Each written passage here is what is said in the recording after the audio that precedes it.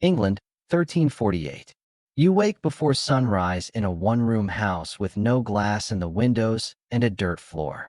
You're 22 years old, and by the standards of this century, you're already past half your life. Today starts like every other day here, with work that never really stops. You're a tenant farmer working land that isn't yours. The Lord who owns this field takes a third of everything you grow, no matter how the harvest goes. You'll spend 12 to 14 hours out here today. There are no weekends. There is no such thing as a day off. The Lord's bailiff rides the fields checking on tenants. If your harvest falls short, you still owe the same amount in grain, labor, or coin you don't have. Falling behind can mean losing what little land rights you hold. You keep your head down and keep working. Average life expectancy in medieval England is around 35 years. Not because people simply grow old and die faster, but because roughly half of all children never reach the age of 5. If you make it to adulthood, you've already beaten the odds most people around you didn't. The Lord who owns this land has never touched a plow in his life.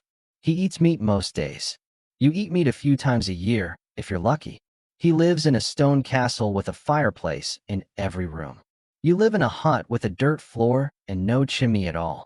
You get maybe 10 minutes to rest before going back. There's no clock telling you when to stop, just the sun and the amount of field left to plow before dark. Most peasants your age already have permanent back damage from years of this. You're not there yet. Give it time. Firewood doesn't collect itself, and the fence around the family plot needs constant repair, or animals get in and destroy what little food you have. You carry loads that would strain a modern back injury lawyer's imagination. This is just Tuesday. There's no version of this life without physical pain. A slip with a scythe blade opens a deep cut across your hand. There's no hospital, no antibiotics, no stitches, just cloth, whatever herbs your family knows, and hope.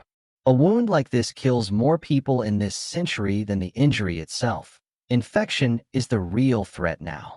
A cut that would need 3 stitches and a week off work today could genuinely kill you here. Infected wounds are one of the most common causes of death in medieval England, right alongside childbirth and disease. You wrap the hand in boiled cloth and hope for the best. Lunch is a piece of dense, dark rye bread and a thin pottage, vegetables boiled in water, sometimes with a scrap of bacon fat if you're fortunate. Meat is a luxury saved for feast days. This meal has maybe 600 calories. You'll burn far more than that by nightfall. The thatched roof leaks every time it rains, so afternoons often mean climbing up with fresh bundles of straw to patch the worst spots. There's no ladder built for this, just whatever you can lean against the wall. Falls from roofs like this are common, and there's no safety net of any kind. A traveler passing through brings word from the coast. A sickness is moving through towns to the south, killing people within days of the first symptoms. Nobody here has a name for it yet. In 1348, this rumor is about to become the deadliest event in English history. You don't know that yet. You just feel afraid. On top of what the Lord takes, the church takes a tenth of everything you produce, the tithe. It's not optional. Refusing it can mean excommunication, which in this century means being cut off from your entire community. Between the Lord and the church, nearly half of what you grow never reaches your own table. Between rent owed to the Lord, mandatory labor on his land, and the church's tithe, close to half of everything you produce in a year is gone before you ever see it. What's left has to feed your entire family through winter. There is no savings account. There is no safety net. Harvest afternoons mean hours of repetitive, bent-over cutting with a hand-scythe, one row at a time. Your back, knees, and hands will hurt like this for the rest of your life if you survive long enough to feel it. There's no machinery here. Every stalk of wheat is cut by hand. Near the village road, a stranger collapses, coughing violently, dark swellings visible beneath his skin. Nobody approaches him. Everyone already senses what this might be, even without a name for it. Within a year, this disease will kill somewhere between a third and half of England's entire population. It has just arrived. You don't wait to see what happens next. You head straight home, keeping distance from anyone you pass. There's no understanding yet of how disease spreads, no germ theory, No concept of contagion in the way we understand it today. All you have is instinct telling you to get your family inside. Even before any plague arrives, roughly 1 in 3 children born in medieval England won't survive to their 5th birthday. Disease, malnutrition, and accidents take most of them.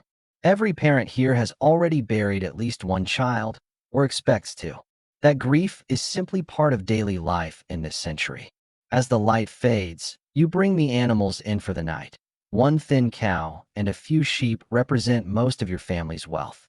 Losing even one to sickness or theft could mean the difference between surviving winter and starving. You count them twice before locking the pen. Dinner is the same pottage as lunch, maybe with a bit more barley if the harvest allows it. Your children watch you stir the pot with visible hunger. Food security is never guaranteed here, one bad harvest season away from real famine. Tonight, at least, there's enough for everyone. A neighbor arrives after dark with worse news. More bodies found along the road. And now people in the next village are falling sick too. This disease moves faster than anyone can explain. Within months, entire villages across England will be left with barely enough people alive to bury the dead. When plague hits, wealth becomes the difference between isolation and exposure. Nobles can retreat behind castle walls with stored food and few visitors. Peasant families like yours live packed close together in villages, sharing wells, markets, and church pews. The disease will not treat every class of England equally. By the time this plague finishes moving through England, it will kill somewhere between a third and half of the entire population. Whole villages will be abandoned. Entire families will disappear in weeks. You don't know your own fate yet. Nobody in 1348 does. All you know is that the world just changed, and there's no going back to how it was yesterday. Tonight, you keep your family close and the door barred. There's nothing else you can do about a disease nobody understands yet. You've survived plowing, a scythe wound, a bailiff's visit, and the weight of half your harvest disappearing into taxes. Tonight, survival simply means making it to morning. You bar the door with a wooden beam, more out of instinct than any real protection against disease. There are no locks here worth the name, just enough to keep out wandering animals or desperate strangers. Tonight it feels like it should do more than that. It won't. You lie awake listening to sounds you can't quite place. Distant voices, something that might be crying, footsteps moving faster than they should at this hour. In a world without streetlights, telephones, or any way to check on your neighbors, every unexplained sound at night carries real weight. You worked around 16 hours today. You bled, you carried, you plowed, and you fed your family on less than 1,000 calories. And somewhere out there tonight, a disease that doesn't have a name yet is already deciding whether you'll see next year at all. Nobody here gets a warning.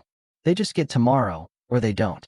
You survived one day as a medieval peasant in 1348 England. 16 hours of labor, a wound that could have killed you, half your harvest gone to taxes, and the first whispers of a plague that will reshape the entire country. Most people today wouldn't survive a single week of this life. Could you have made it through today? This is what one day really looked like for the vast majority of people in medieval England. Brutal labor, constant hunger, and a disease about to change everything. Do you think you could have survived a single day of this life? Let me know in the comments, and subscribe for more history most people never learn.